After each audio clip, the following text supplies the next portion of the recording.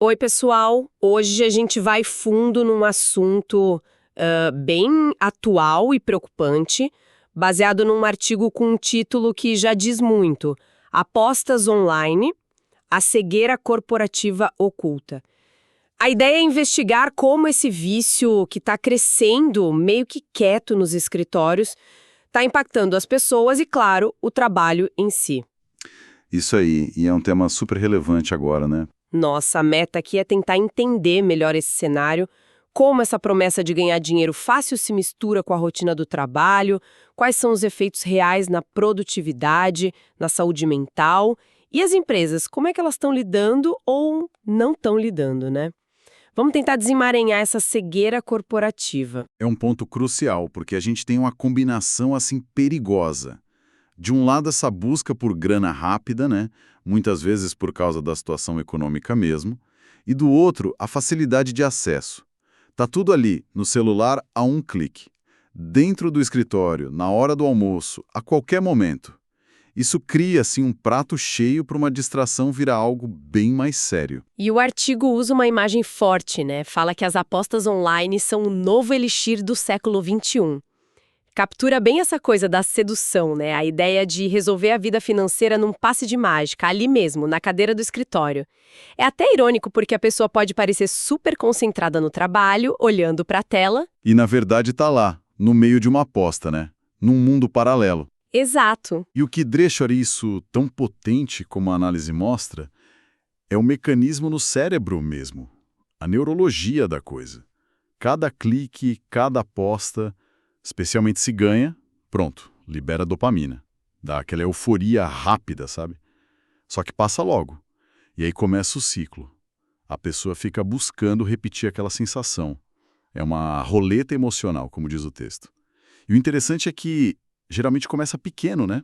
O texto fala, uns R$ 10 aqui, uns palpites ali, mas para virar compulsão é um pulo. E muitas vezes ninguém nem nota no começo. Uhum. Mas essa questão da dopamina, da recompensa rápida, isso não vale para um monte de coisa hoje em dia? Rede social, compra online. O que faz a aposta ser tão mais perigosa nesse ambiente de trabalho, segundo a análise que a gente está vendo? Boa pergunta. A diferença parece ser uma soma de fatores, sabe? Primeiro, tem a promessa clara de ganhar dinheiro. Dinheiro de verdade, rápido. Isso mexe com desejos muito básicos, ainda mais com a economia como tá. Segundo, o jeito como a recompensa vem na aposta. Às vezes ganha, às vezes perde. Isso é tipo a receita perfeita para criar dependência. A pessoa fica na esperança da próxima bolada.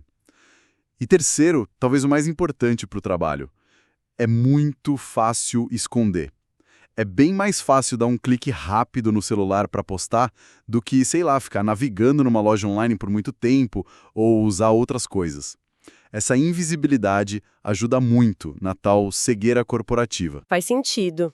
E isso conecta com outro ponto que o material quebra. Aquele estereótipo de que vício em jogo é coisa de outro tipo de gente, longe do mundo corporativo. A análise fala disso, né? Lembra do entregador, da balconista, mas aí avisa, olha, pode ser o colega do lado, pode ser o gerente. O vício não escolhe cargo nem salário. Sim, e essa proximidade deixa tudo mais complicado para a empresa lidar. Porque é difícil separar os sintomas do vício, agitação, irritabilidade, dificuldade de focar, humor que muda toda hora, do estresse normal do trabalho, né? Um funcionário pode estar aéreo, errando mais, não por causa da pressão só, mas porque a cabeça está na próxima aposta ou na dívida que não para de crescer.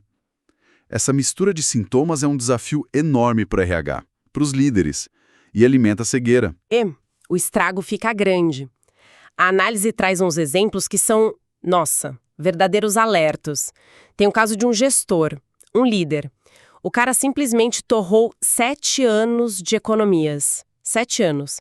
Acumulou uma dívida enorme, mais de R$ 80.000. E o fim da história? Demissão. E o mais chocante é como o texto descreve. Ele fazia isso fingindo trabalhando. Que coisa, né? Foi buscar um atalho para a grana e perdeu o emprego, a estabilidade. É um retrato bem duro de como funciona esse ciclo. A pessoa entra numa espiral, Precisa apostar mais para tentar recuperar o que perdeu ou só para sentir aquela adrenalina de novo. Aí o trabalho fica de lado, a performance cai, a confiança vai embora e uma hora não tem mais jeito, o emprego acaba. E o custo para a pessoa, emocional, financeiro, nem dá para medir. E não é caso isolado, né? O artigo deixa isso claro. Conta também da balconista de farmácia. Ela entrou numa de virar noite apostando, acumulou 7 mil em dívidas, que para o salário dela é muita coisa, e perdeu o emprego por um motivo besta, aparentemente, não conseguia mais acordar na hora. Acabou dependendo do marido para se sustentar. São histórias que mostram um padrão, não são só exceções. Exatamente, e aqui a gente precisa ver a dimensão disso. Não é só perder dinheiro ou emprego, que já é gravíssimo. O impacto na saúde mental é brutal. O artigo cita um quadro bem feio. Agitação o tempo todo, humor que vai do céu ao inferno, rendimento no trabalho despencando, a pessoa se isolando, até quadros de depressão e, no limite, pensar em suicídio. Se a gente junta isso com o ambiente de trabalho, temos um fator de adoecimento silencioso. E o custo é altíssimo. Para a pessoa, claro, que pode ter a vida destruída. E para a empresa, que lida com falta, com gente que está lá, mas não está. É o tal do presentismo. Presentismo. Explica um pouquinho melhor esse termo, acho que nem todo mundo conhece. Claro. Presenteísmo é isso. O funcionário está lá, fisicamente. Bate o ponto, fica as horas todas, mas a cabeça não está ali. Está desengajado, produzindo pouco ou mal. Muitas vezes por problemas pessoais, uma doença que ninguém sabe, preocupação com dinheiro ou, no nosso caso aqui, a compulsão pela aposta. A pessoa está de corpo presente, mas não contribui de verdade. É um problema tão ou mais grave que faltar, porque é mais difícil de ver, de medir, de conversar sobre.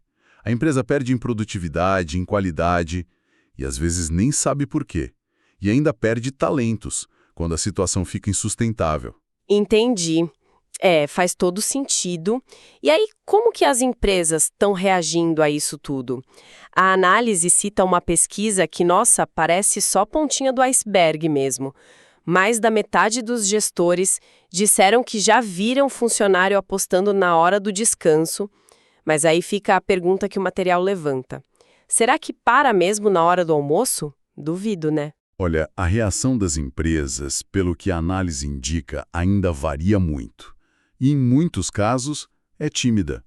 Algumas, talvez as maiores, ou as que já tiveram problemas na pele, estão começando a pensar em regras internas, a colocar o assunto nos programas de bem-estar, oferecer algum apoio psicológico. Mas muitas outras ainda estão naquela de, isso é problema pessoal do funcionário, não é da empresa. Mas essa postura de não é problema meu, isso não é um tiro no pé para a empresa? Como o artigo sugere, o problema da pessoa quando mexe com trabalho, saúde, dinheiro, acaba afetando todo mundo ali, né? É um erro clássico, com certeza. Ignorar não faz o problema sumir, só deixa ele crescer e causar mais estrago. E, além de não ter política clara, tem a questão do preparo dos líderes. Muitos chefes não são treinados para sacar os sinais de alerta que, como a gente falou, podem se confundir com estresse. Ou então não sabem como chegar no funcionário do jeito certo, sem ser invasivo, mas para oferecer ajuda. Falta entender o vício em jogo como um problema de saúde mesmo. Eu entendo essa questão da cegueira corporativa, mas não tem também uma dificuldade real das empresas de intervir na vida pessoal? Onde que fica o limite entre cuidar e invadir a privacidade? Essa é a linha tênue, né? O grande dilema. A abordagem não pode ser para punir, nem para bisbilhotar. Tem que focar na saúde e no desempenho. A conversa não é sobre controlar o que o funcionário faz na folga. É sobre como certas coisas, quando viram compulsão, impactam o trabalho e o bem-estar da própria pessoa. O foco deveria ser dar suporte, informação, acesso a tratamento. Dentro da ética e da lei, claro. Criar um ambiente onde a pessoa se sinta segura para pedir ajuda, sem medo de ser demitida. Isso é chave. Mas sim, exige maturidade da empresa e preparo dos líderes. E tudo isso acontece em um contexto maior, né? Que tem a ver com as mudanças no próprio trabalho, que a análise também comenta. Essa sedução do ficar rico rápido das apostas parece que cola mais num cenário de trabalho mais precário, né? Onde o emprego fixo está mais difícil. Aí a pessoa pode ficar tentada a largar a segurança relativa por uns bicos ou pela ilusão de viver de aposta. Exatamente. Isso só aumenta a diferença social, financeira. A promessa fácil da aposta vira um atalho muito tentador para quem está apertado ou insatisfeito com o trabalho. E aí entra outro ponto crítico que a análise levanta, o tal vácuo normativo.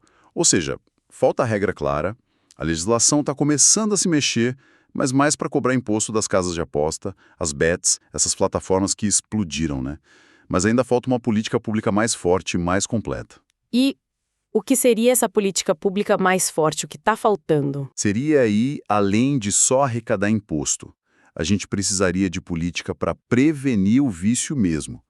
Campanha para alertar sobre os riscos, regra mais dura para a publicidade agressiva dessas plataformas que está por toda parte, investimento para tratar quem já está viciado pelo SUS e, muito importante, diretrizes claras sobre como proteger o trabalhador nesse contexto, como lidar com o vício no ambiente de trabalho, qual a responsabilidade da empresa. Sem essa estrutura maior, a conta sobra para quem? Para as pontas mais frágeis, como diz o artigo. O trabalhador, que sofre na pele, e a empresa que muitas vezes não sabe o que fazer, nem tem apoio para isso. A análise que a gente usou termina com um exemplo que é, sei lá, meio agridoce, né? O caso da moça que perdeu a loja dela de maquiagem por causa de dívida de jogo, e aí transforma essa história triste em conteúdo para o TikTok. O texto pergunta, ironia ou estratégia? Fica essa dúvida no ar. Esse exemplo e a reflexão que o artigo faz junto, perguntando se essa busca por dopamina na hora seria a nova cara do trabalho de hoje, é muito forte. Sugere uma mudança cultural meio preocupante, onde a recompensa imediata, o risco constante talvez estejam tomando lugar de coisas como planejar, ter segurança, construir a longo prazo. Aquela metáfora do trabalho virando uma roleta russa emocional é pesada, mas ilustra bem como as fronteiras estão ficando confusas, né? Entre trabalho, vida pessoal, diversão e vício. Tudo muito misturado na era digital. É verdade. E a conclusão do material é um tapa na cara, quase. A aposta mais arriscada é não perceber que o jogo começou. E fecha com aquela frase de impacto. O dinheiro pode até ser cego, mas quem não pode ser somos nós. É um chamado à realidade para todo mundo. Então, resumindo um pouco nossa conversa aqui, a gente viu como essas apostas online viciam fácil, né? Muito por causa da tecnologia, do acesso na palma da mão. Vimos que o impacto no trabalho vai muito além de produzir menos, afeta o bolso, as relações e principalmente a saúde mental das pessoas, de um jeito bem grave. E parece que a resposta tanto das empresas quanto do governo ainda está meio devagar, né? Comparado com a velocidade que o problema está crescendo. Isso mostra que a gente precisa mudar o jeito de encarar isso. Urgentemente. As empresas têm que sair dessa de negar o problema ou fazer só ações pontuais.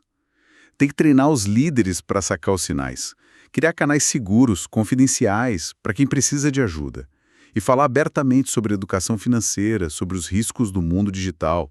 É preciso ver o vício em aposta como um problema de saúde no trabalho, que precisa de acolhimento, de tratamento, não como falta de caráter ou só mau desempenho.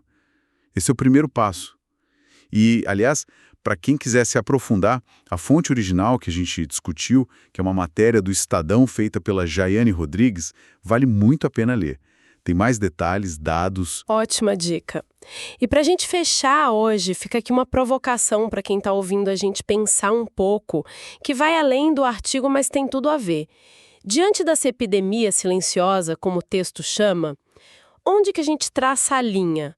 Onde acaba a responsabilidade de quem clica ali para postar, a responsabilidade individual, e onde começa a responsabilidade de todo mundo, das empresas que empregam, das plataformas que lucram horrores com isso, da sociedade que talvez esteja até normalizando o jogo, onde começa essa responsabilidade coletiva para proteger as pessoas dessa roleta emocional perigosa que se instalou no mundo do trabalho. É uma questão complexa, né, para a gente pensar.